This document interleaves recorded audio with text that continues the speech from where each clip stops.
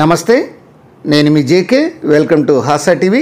దక్షిణ మధ్య రైల్వే పరిధిలో రైలు మార్గం వెంట ఈ యొక్క ప్రమాదాలను నివారించేందుకు దక్షిణ మధ్య రైల్వే శాఖ ఒక ప్రణాళిక అయితే రూపొందించింది. దీంట్లో భాగంగా పలు చోట్ల రైలు మార్గం వెంట కంచెలను ఏర్పాటు చేస్తుంది. దానికి సంబంధించిన వివరాలను ఈ వీడియో ద్వారా వివరిస్తాను. వీడియో చివరిదాకా చూసి ఒక లైక్ ఇచ్చి మీ అభిప్రాయాన్ని కామెంట్ రూపంలో తెలియజేసి మా ఛానల్ని సబ్స్క్రైబ్ చేయండి ఫ్రెండ్స్.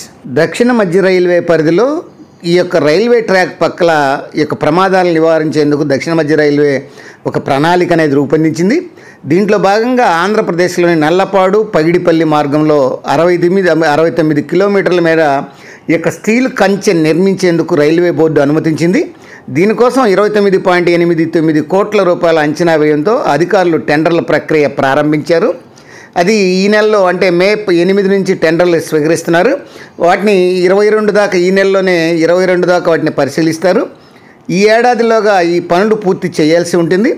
ఇదే మార్గంలో 15 కిలోమీటర్ల మేర ఈ యొక్క RCC inverted T panel fencing నిర్మాణం కూడా చేపట్టనున్నారు. గుంటూరు రైల్వే డివిజన్ పరిధిలో ఇటీవల ఈ ట్రాక్పై అకస్మాత్తుగా పశువులు రావడం, అట్లానే ఈ యొక్క జనసంచారం పెరగడంతో ఈ రైళ్ల రాకపోకలకు కొంత అంతరాయం అనేది కలుగుతుంది. ఈ 2 రైళ్లు పట్టాలు కూడా తెప్పాయి ఇటీవల. ఈ వేగంగా వస్తున్నటువంటి రైళ్ల కింద పడి పలు పశువులు కూడా ప్రాణాలు పోగొట్టుకున్నటువంటి సందర్భాలు ఉన్నాయి. దీంతో ఈ మార్గంలో సర్వే చేసినటువంటి రైల్వే అధికారులు ఈ పశువుల సంచారం ఎక్కువగా ఉన్నటువంటి ప్రాంతాలను గుర్తించి ట్రాక్ పక్కనే ఉన్నటువంటి గడ్డి తినేందుకు వాటిని యజమానులు వదులుతున్నట్టు తెలుస్తుంది. ఈ రైల్వే ట్రాక్ అటు ఇటు ఈ కందకాలు తవ్వినా కూడా ఈ పశువుల సంచారాన్ని నియంత్రించలేకపోతున్నారు. ఈ నేపథ్యంలోనే ఆయా మార్గాల్లో కంచె నిర్మించాలని అధికారులు అయితే ప్రతిపాదిస్తున్నారు. దానిలో భాగంగా ఈ జాతీయ రహదారికి ఇరువైపులా యాంటీ క్రాస్ బ్యారియర్ ఫెన్సింగ్ ఏర్పాటు చేశారు.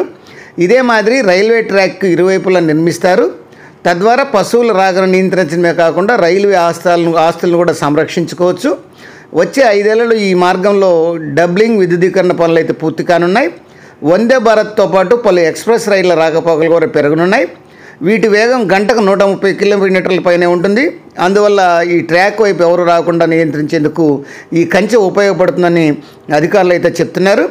ఇటీవలే గుంటూరు తెనాలి మార్గంలో కూడా 19 కిలోమీటర్ల మేర ఈ యొక్క స్టీల్ కంచె ఏర్పాటు చేశారు నిర్మాణానికి.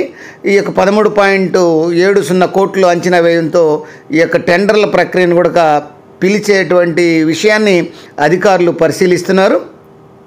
ఏది ఏమైనా దక్షిణ మధ్య రైల్వే పరిధిలో గుంటూరు డివిజన్లోని పలు ప్రాంతాల్లో ఈ యొక్క రైలు ప్రమాదాలు, ఈ యొక్క పశువుల యొక్క రాకపోకలకు ఇవన్నీ నియంత్రించేందుకు గాను ఈ రైలు మార్గం పక్కన ఈ యొక్క కంచెను ఏర్పాటు చేసే దిశగా అధికారులు ప్రయత్నాలు చేస్తున్నారు. దీనికోసం టెండర్లను పిలుస్తున్నారు. అది ఫ్రెండ్స్, మరొక అంశంతో మళ్ళీ మీ ముందుంటాను ఫ్రెండ్స్.